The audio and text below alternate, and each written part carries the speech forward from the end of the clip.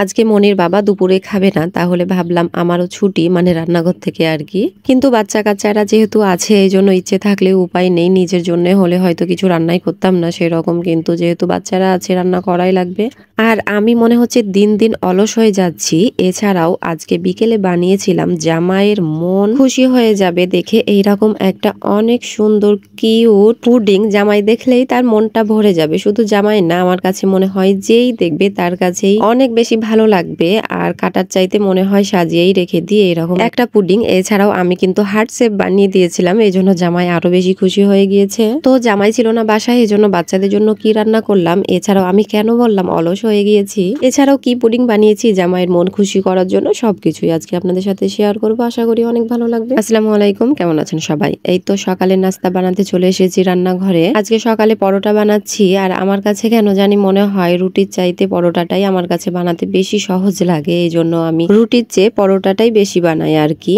আর এই তো পরোটা দিয়ে খাওয়ার জন্য বানিয়েছিলাম দুধ দিয়ে লাচ্চা সেমাই আর আলু দিয়ে ডিম ভাজি। এই আলু দিয়ে ডিম ভাজিটা খেতেও কিন্তু অনেক বেশি ভালো লাগে। আর এই তো দেখতেই পাচ্ছেন অনেকগুলো পেঁয়াজ, আসলে এই পেঁয়াজগুলো আমি কাটিনি, আমার একটা ফুপু শাশুড়িকে দিয়ে কাটিয়ে নিয়েছি। এখন আমি এই পেঁয়াজগুলো বক্সে রেখে দেব। এইগুলো আসলে একেবারে চিকন করে কাটা আছে, আর আরেকগুলো একটু মোটা করে কাটা আছে, ওইগুলো বেটে নেব। আসলে আমার কাছে মনে হয় এই রকম ভাবে অনেকগুলো পেঁয়াজ যদি কেটে ও বেটে রেখে দিই তাহলে রান্নার জন্য কিন্তু অনেক সুবিধা হয়। আর যেহেতু প্রতিদিনই আমাদের রান্নার কাজে লাগে, এই জন্য এইটা থাকলে অনেক সুবিধা হয়। এছাড়াও পেঁয়াজ কাটার সময় কিন্তু আমার অনেক চোখ জ্বলে, অনেক চোখের পানি বের হয়। আপনাদের কি হয় অবশ্যই জানাবেন আপুরা। এই জন্য আমি প্রতিদিন না কান্না করে একদিনই কান্না করে নিলাম। আর এই চিকন করে পেঁয়াজগুলো কিন্তু আমি কেটেছি, মানে আমার ফুপু শাশুড়িটা কাটতে পারছিল না এত চিকন করে, এই জন্য আমি বললাম আপনি শুধু খোসা ছাড়িয়ে দেন আর মোটা করে যতগুলো কাটার দরকার বাটার জন্য সেইগুলো কাটেন, আর আমি বাকি চিকন করে যেগুলো কাটতে হবে মানে পাতলা করে আর কি সেগুলো আমি কেটে নিচ্ছি। আর এই তো সবকিছু কাটা হয়ে গিয়েছে, বক্সেও রাখা হয়ে গিয়েছে, এখন ফ্রিজে রেখে দেব। এরপরে দেখতেই পাচ্ছেন কবিতরের বাচ্চা, আর বাচ্চাগুলো কিন্তু অনেক বড় হয়ে গিয়েছে।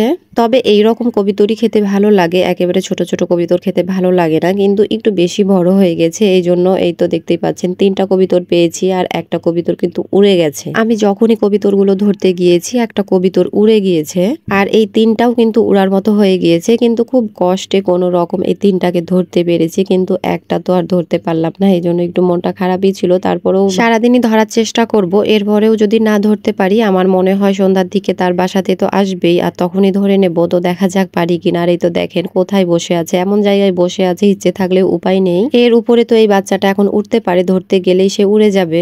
তো যাই হোক, যে 3টা পেয়েছিলাম সে 3টা জবাই করা হয়ে গিয়েছে, আর এখন আমি 3টা কবিতরকে খুব ভালোভাবে পরিষ্কার করে নেব।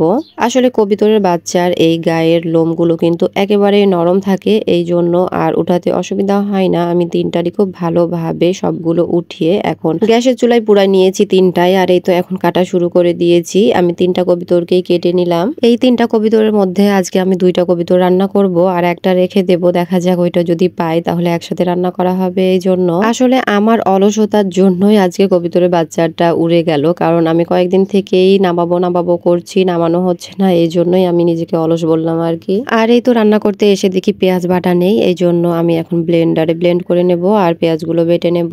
আর এই তো পেঁয়াজগুলো ব্লেন্ড করা হয়ে গিয়েছে, এখন আমি একটা এয়ার টাইট বক্সে রেখে দিচ্ছি। আর এই তো কবিতরের মাংসগুলো আমি খুব ভালোভাবে ধুয়ে নিচ্ছি, আর চুলায় আমি আগে থেকেই মশলা কষাতে বসিয়ে দিয়েছিলাম। আর এই তো খুব ভালোভাবে মশলা কষানো হয়ে গিয়েছে, এখন আমি কবিতরের মাংসগুলো দিয়ে মশলার সাথে খুব ভালোভাবে নাড়াচাড়া করে দিলাম। আর এই তো খুব ভালোভাবে মশলার সাথে নাড়াচাড়া করা হয়ে গিয়েছে, এখন আমি আলু দিয়ে দিলাম। আসলে এই কবিতরের মাংসর সাথে আলুটা আমাদের বাসার সবাই অনেক বেশি পছন্দ করে, এই জন্য যখনই কবিতরের বাচ্চা রান্না করা হয় আমি অবশ্যই আলু দেই, আর আলুটা এরকম ছোট ছোট করে কেটে দিলেই বেশি ভালো লাগে। আর এই তো এখন মাংসগুলোকে খুব ভালোভাবে কষিয়ে নিচ্ছি। আসলে মাংসটা খেতে কতটা টেস্ট হবে এই কষানোর উপরেই ডিপেন্ড করে, আর খুব ভালোভাবে মাংস যদি কষানো হয় মাংসটা খেতেও কিন্তু অনেক বেশি ভালো লাগে। আর এই তো এখন আমি ঝোলের পানি দিয়ে সবকিছুকে খুব ভালোভাবে নাড়াচাড়া করে ঢাকনা দিয়ে দিলাম। আর দেখতেই পাচ্ছেন খুব ভালোভাবে বলক চলে এসেছে। আসলে আজকে মনির বাবার একটা দাওয়াত ছিল, এই জন্য সে দুপুরে খাবে না, আর আমি ভাবলাম কিছুই রান্না করব না, কোনো রকম ভাত ভর্তা করে খেয়ে নেব, কিন্তু এই তো বাচ্চারা আছে, বাচ্চারা তো ভাত ভর্তা খাবে না, এই জন্য বাচ্চাদের জন্য তেমন কিছুই রান্না করিনি, শুধু কবিতরের মাংস দিয়ে আলু রান্না করেছি। আর এইটাই কিন্তু ওদের অনেক বেশি পছন্দের, এই জন্য তেমন কিছুই আর রান্না করিনি, একটাই শুধু তরকারি রান্না করেছি, এটা দিয়ে আজকে সেরে দেবো দুপুরটা। এছাড়াও আমাদের বাসার সবাই কিন্তু এই কবিতরের মাংস দিয়ে আলুটা আমার হাত হাতের অনেক বেশি পছন্দ করে। আর এই কবুতরের মাংসটা সুন্দরভাবে যদি রান্না করা যায় তাহলে কিন্তু কবুতরের মাংস দিয়ে এই আলু খাওয়ার সময় একটা অনেক সুন্দর সেন্ট আসে। আর এইটাই কিন্তু আমার অনেক বেশি ভালো লাগে। তো যাই হোক, এই তো বাচ্চা কাচ্চা মিলে সবাই মিলে দুপুরের খাবার খেয়ে একটু রেস্ট করলাম। এরই মধ্যে দেখি মনির বাবা চলে আসলো। আর মনির বাবা কি নিয়ে এসেছে আমাদের জন্য দেখেন। সে দাওয়াত খেয়ে ফেরার সময় আমার জন্য একটা প্রাণাপ আর দুইটা বাচ্চার জন্য দুইটা জুস নিয়ে এসেছে। আসলে এইটা আমি অনেক বেশি পছন্দ করি। এইটা আমার বাসায় না থাকলে আমার কেন জানি ভালোই লাগে না। আমার কাছে এটা অনেক বেশি ভালো লেগেছে। মনির বাবা আমার কথা ভেবে এই তো আমি যা পছন্দ করি সে ফেরার পথে নিয়ে এসেছে। আসলে জামাইয়ের এইটাই অনেক বেশি ভালো লাগে, বউয়ের প্রতি একটু ভালোবাসা, একটু কেয়ারিং থাকবে। আমার ছেলে তো জুস দেখা মাত্র সে খেয়ে ফেলেছে। আর এই তো জামাইয়ের জন্য আজকে বানিয়েছিলাম তরমুজ ও দুধের একটা অনেক মজাদার, দেখতেও যেমন সুন্দর খেতেও অনেক মজাদার কিউট একটা পুডিং। আমি আগেই তরমুজের পুডিংটা বানিয়ে এই তো সেট করে নিয়েছি। এখন দুধের পুডিংটা আগার আগার দিয়ে জাল করে এই তো তরমুজের পুডিং এর বাটির মধ্যে দিয়ে এখন আমি সেট হতে দিয়ে দেবো। আর এটা সেট হতে খুব একটা সময় লাগে না। এই তো দেখেন সেট হয়ে গিয়েছে। এখন আমি মোল্ড থেকে বের করে নিলাম। আর দেখতেই পাচ্ছেন কতটা সুন্দর দেখাচ্ছে। আসলে সাদার মধ্যে লাল, এটা তো এমনিতেই বেশি ভালো লাগে, তার মধ্যে এটা পুডিং আরো বেশি ভালো লাগছে। সত্যি কথা বলতে এই পুডিংটা কিন্তু আমার কাটতে একটুও ইচ্ছে করছে না। মনে হচ্ছে ফ্রিজের মধ্যে সাজিয়ে রেখে দিই, যখনই কোনো প্রয়োজনে ফ্রিজ খুলবো তখনই দেখতে পাবো। সত্যি অনেক বেশি ভালো লাগছে। আসলে কাছ থেকে দেখে আরো বেশি ভালো লাগছে পুডিংটা। এখন আমি পুডিংটা হার্ট শেপে কেটে নেবো। এই জন্য এই তো ছুরির সাহায্যে এইভাবে কেটে আলাদা করে নিচ্ছি। আসলে এই পুডিংটা যেহেতু আমি রাউন্ড বাটিতে বসিয়েছিলাম এই জন্য পুরোপুরি হার্ট শেপে নিয়ে আসতে পারবো না, কিন্তু যতটুকু পারবো এই জন্য এইটুকু আমি কেটে আলাদা করে নিচ্ছি। আর দেখুন কতটা সুন্দর হয়েছে। আমি সত্যি এই পুডিং এর মনে হচ্ছে প্রেমে পড়ে গিয়েছি। তো যাই হোক, এখন এই তো মনির বাবার কাছে নিয়ে যাব আর সে দেখে কি বলে দেখা যাক।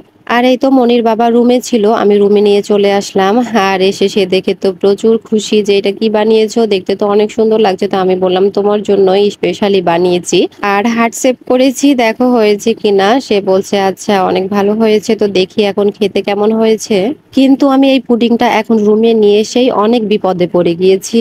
আসলে মনির বাবা কি কাটবে, আমার ছেলে তো পুডিং দেখে সেই কান্না, সে কাটবে এই জন্য। আর এই তো সে কাটা শুরু করেও দিয়েছে। আর এই তো এখন মনির বাবা খাচ্ছে, দেখা যাক কি বলে। তো সে খেয়ে কিন্তু অনেক মজা পেয়েছে, বলেছে না অনেক খেতে মজা। আর এই দিকে আমার ছেলের কাণ্ড দেখেন, সে তো আর এখন আমার হাতে পুডিংটা দিবেই না, সে এইভাবে কেটে কেটে মানে কি যে করবে এর অবস্থা আর বলতেই পারবো না। আর এই তো ছেলের কাছ থেকে বুঝিয়ে পুডিংটা নিয়ে আসলাম অনেকক্ষণ পরে। আর এখন আমি বিকেলের নাস্তা সবকিছু রেডি করে নেব। আসলে বিকেল না, এখন প্রায় সন্ধ্যা হতে যাচ্ছে। আর এই তো সন্ধ্যার নাস্তাই ছিল দুধ ও তরমুজের মজাদার পুডিং। এছাড়াও আমি বাসায় আইসক্রিম বানিয়েছিলাম, এটা ভ্যানিলা আইসক্রিম ছিল সেটাও। আর এই তো এই রুটি পাপড়গুলা মনির বাবার অনেক বেশি পছন্দের, এই জন্য সে একেবারে 1 কেজি নিয়ে চলে এসেছে। আর এই তো বিকেল করে একটু একটু করে ভেজে দিই, আর আজকেও ভেজে দিয়েছিলাম। এছাড়াও ছিল এই তো ড্রাই কেক বিস্কিট। এই বিস্কিটটা আমাদের অনেক বেশি পছন্দের, তবে এই বিস্কিটটা আজকে আর কাটলাম না, যার ইচ্ছে হবে সে কেটে খেয়ে নেবে। এই জন্য এই তো প্যাকেট সহকারে পুরোটাই এখন সবকিছু নিয়ে চলে যাব। আর সবাই মিলে অনেক মজা করব, গল্প করবো আর খেয়ে নেব। তো এই তো সবকিছুই আজকে আপনাদের সাথে শেয়ার করলাম, আশা করি অনেক ভালো লাগবে। আর যদি ভালো লাগে তাহলে অবশ্যই একটা লাইক, কমেন্ট ও শেয়ার করে দেবেন। ধন্যবাদ সবাইকে, আল্লাহ হাফেজ।